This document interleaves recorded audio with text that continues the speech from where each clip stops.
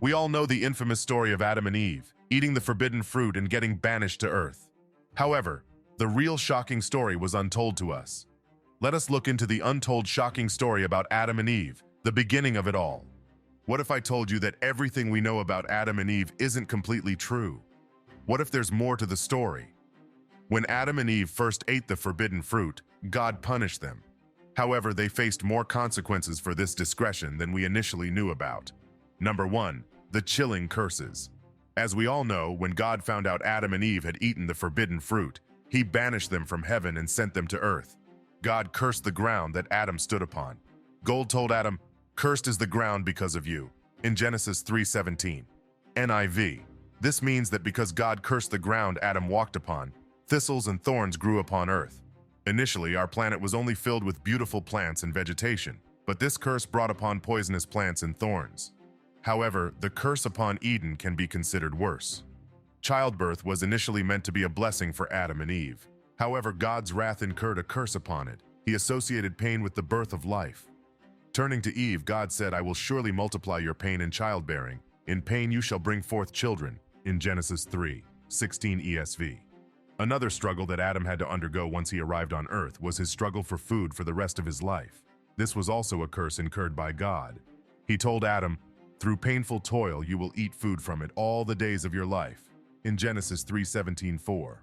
In verse 19 he continued, "By the sweat of your brow you will eat your good until you return to the ground, since from it you were taken, for dust you are, and to dust you will return." So through bitter experiences, Adam learnt that life independent of God can at best be one of the most sorrowful affliction.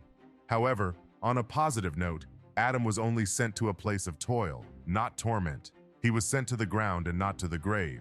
So it can even be said that perhaps this punishment was indeed a blessing and not a curse. Maybe the toil and error taught Adam cooperation and humility with God. Number 2. The closing of Eden.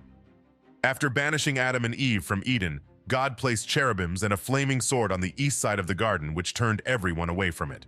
According to scholars, it wasn't a real sword that turned people away, but a reflection of light which looked like a sword that turned every way with great rapidity.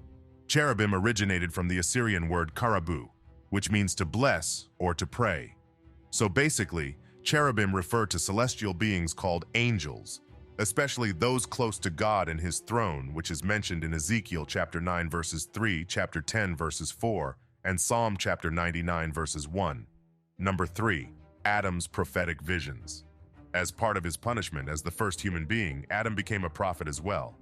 After living a long life, he began seeing visions in his dreams that made him a prophet. He had prophesied the coming of the great Messiah, the great flood, and the crucifixion and the resurrection of Jesus Christ. These prophecies are latent with mystery and pose questions between the link of the dawn of humanity and biblical history. However, as Adam suffered, so did Eve. In the Genesis narrative, Eve's feelings weren't discussed. However, Eve suffered through a severely sorrowful duration of her time in earth. She was filled with guilt, sorrow, and despair the entire time she was in earth, and regretted her actions. Yet this crucial aspect isn't discussed in the canonical Genesis narrative. As a symbol of their lost innocence, their garments became their skin, instead of light, which was their garment before their expulsion. So as part of their punishment, they also lost their light. Right before Adam died, he had his final prophecies, which was about the end of time, a cataclysmic event that would reshape the world.